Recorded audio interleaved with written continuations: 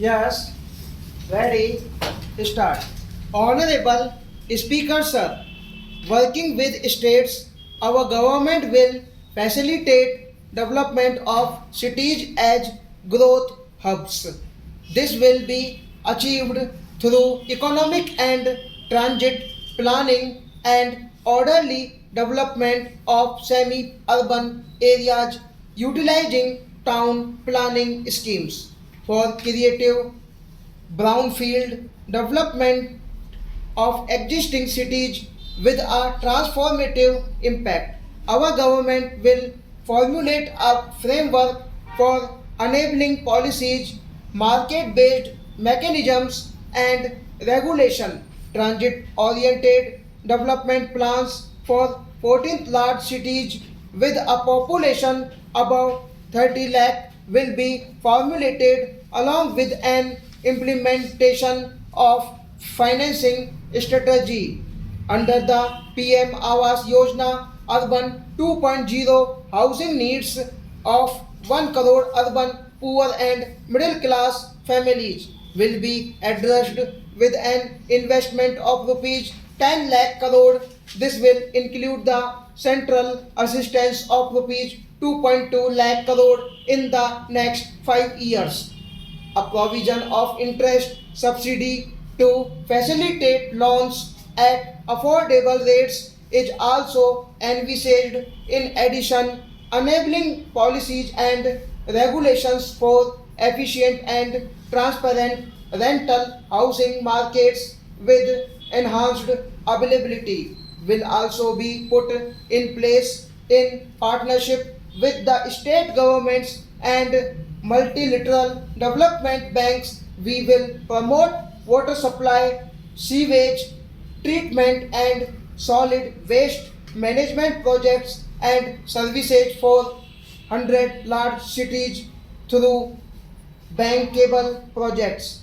These projects will also envisage use of treated water for irrigation and filling up of tanks in nearby areas.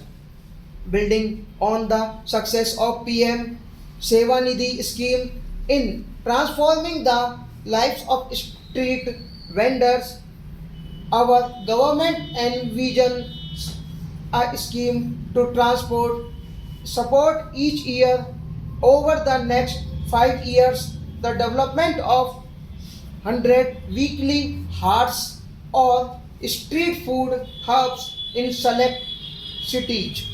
We will encourage states which continue to charge high stamp duty to moderate the rates of all and consider further lowering duties for properties purchased by women. This reform will be made an essential component of urban development schemes in the interim budget.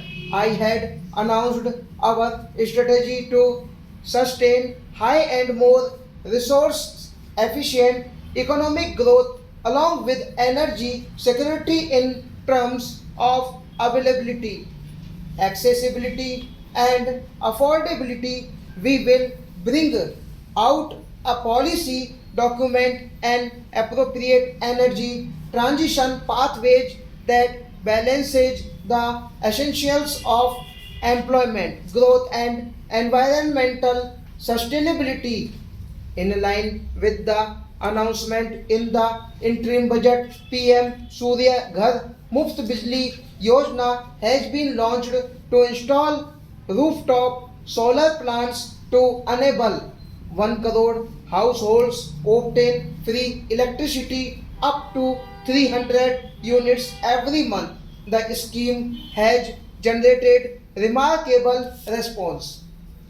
A policy for promoting pumped storage projects will be brought out for electricity shortage and facilitating smooth integration of the growing share of renewable energy with its variable and intermittent nature in the overall energy mix.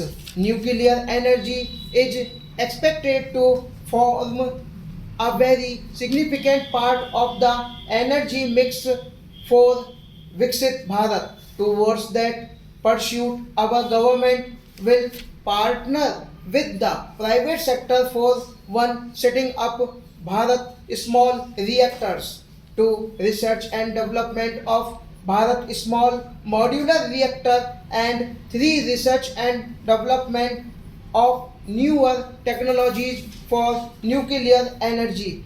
The R&D funding announced in the interim budget will be made available for this sector. The development of indigenous technology for advanced ultra supercritical thermal power plants with much higher efficiency has been completed. A joint venture between NTPC and BHEL will be set up. A full scale 800 megawatt commercial plant using new technology.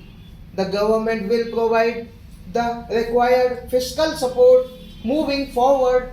Development of indigenous capacity to produce high grade steel and other advanced materials for these plants will result in a strong spine of benefits for the economy. A roadmap for moving the hard to act industries from energy efficiency targets to emission targets will be formulated. Appropriate regulations for transition of these industries from the current platform perform, achieve and trade more to Indian carbon market. More will be put in place in investment grade energy audit for traditional micro and small industries in 60 clusters, including brass and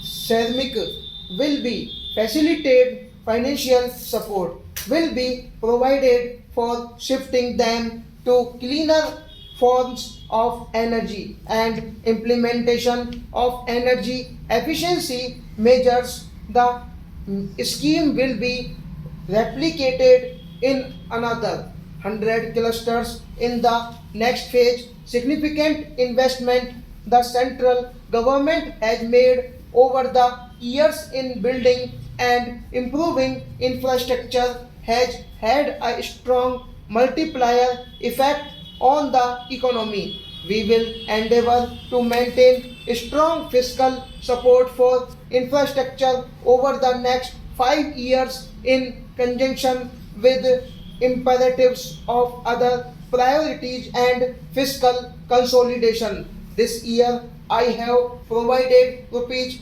11 lakh crore for capital expenditure. This would be 3.4% of our GDP. We will encourage states to provide support of similar scale for infrastructure subject to their development priorities. A provision of rupees 1.5 lakh crore for long-term interest-free loans has been made this year also to support the states in their resource allocation. Investment in infrastructure by private sector will be promoted through viability gap funding and enabling policies and regulations. A market-based financing framework will be brought out in the next financial year. Stop.